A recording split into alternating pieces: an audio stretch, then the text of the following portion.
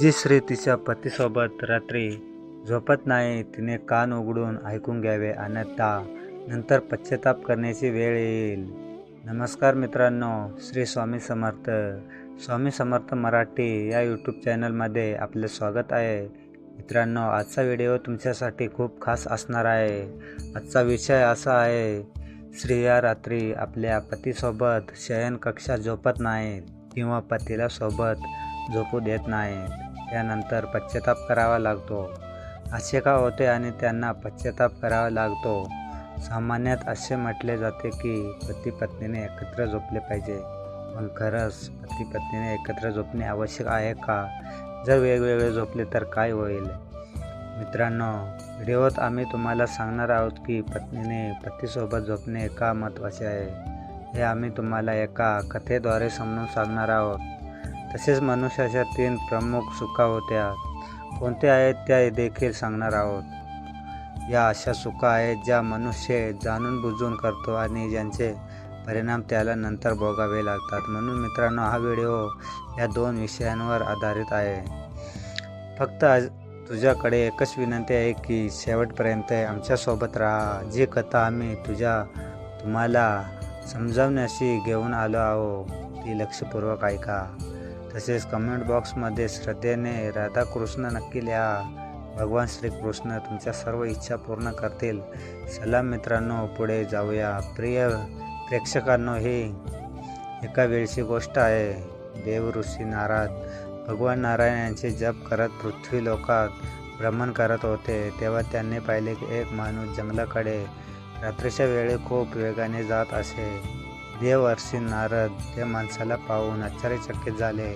त्याने विचार केला की एवढ्या रात्री जेव्हा सगळेच आपापल्या घरात गाढ झोपलेले असतात, तेव्हा माणूस जंगलाकडे का जात आहे? असा विचार करत देवदर्शी नारायण त्या माणसाचा पाठलाग करू लागले. तो माणूस पुढे जात होता आणि देवर्षी नारद आकाश मार्गाने त्याचा पाठलाग करत होते. मित्रांनो, काही वेगाने तो तरुण एका झोपडीजवळ पोहोचतो. तिथे एक अतिशय सुंदर स्त्री झोपडीच्या बाहेर उभी असते.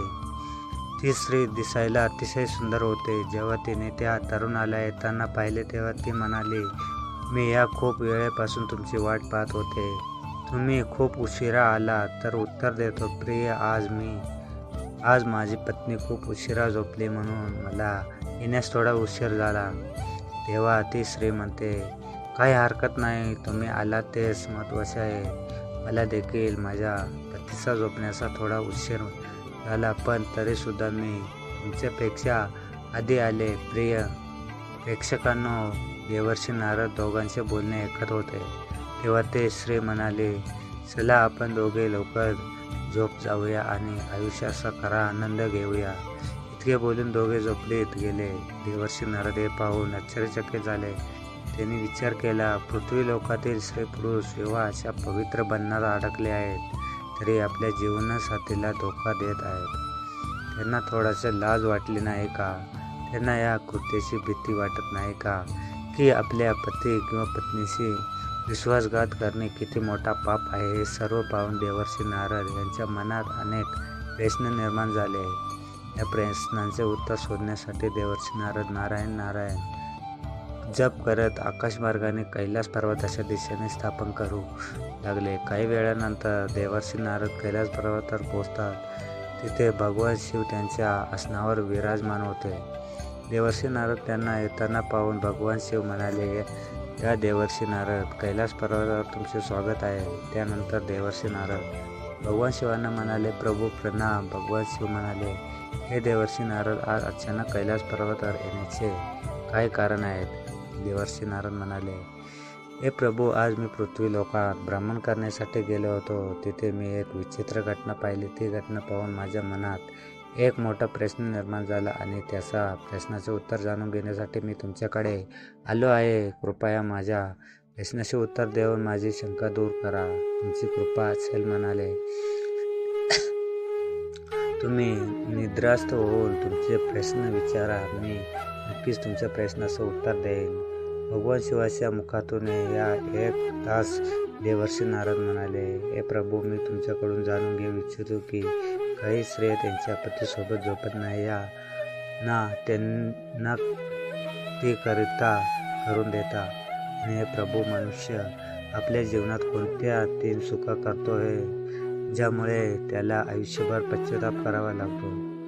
ज्या लोकांनी या चुका केल्या नाहीत त्यांचे जीवन नेहमी आनंदी राहते. मनुष्याने आपल्या आयुष्यात कोणते 3 कार्य कधी करू नयेत? भगवान शिव देवर्षी नारद यांचे बोलणे ऐकून मन आले आणि देवर्षी नारद, आज तुम्ही फार उत्तम प्रश्न विचारला आहे जो संपूर्ण मानव कल्याणासाठी अत्यंत महत्त्वाचा आहे. हा प्रश्न प्रत्येक मनुष्याने एकदा तरी जाणून घ्यावा, कारण काही लोक तरुणपणात केलेल्या चुकांमुळे आपले संपूर्ण जीवन बर्बाद करतात. जे लोक आपले जीवन आनंदी ठेवून इच्छितात त्यांना या गोष्टी जाणून घेणे खूप महत्त्वाचे आहे. भगवान शिव पुढे म्हणाले, देवर्षी नारद, आता मी तुम्हाला एक महत्त्वपूर्ण आणि ज्ञानवर्धक कथित वारी आहे या प्रश्नाची उत्तरे सांगणार आहेत. तुम्ही कथा खूप लक्षपूर्वक ऐका. भगवान शिवाच्या मुखातून 1 तास देवर्षी नारद म्हणाले, हे प्रभू कृपा, ही कथा लवकर सुरू करा. मी तुम्हाला वचन देतो की मी कथा सुरुवातीपासून शेवटपर्यंत नक्की ऐकेन. आणि हे प्रभू, या कथेची व्याख्याने सर्व लोकांमध्ये जाऊन सांगेन. यानंतर भगवान श्री कृष्णाने शिव कथा सुरू केली. श्री स्वामी समर्थ.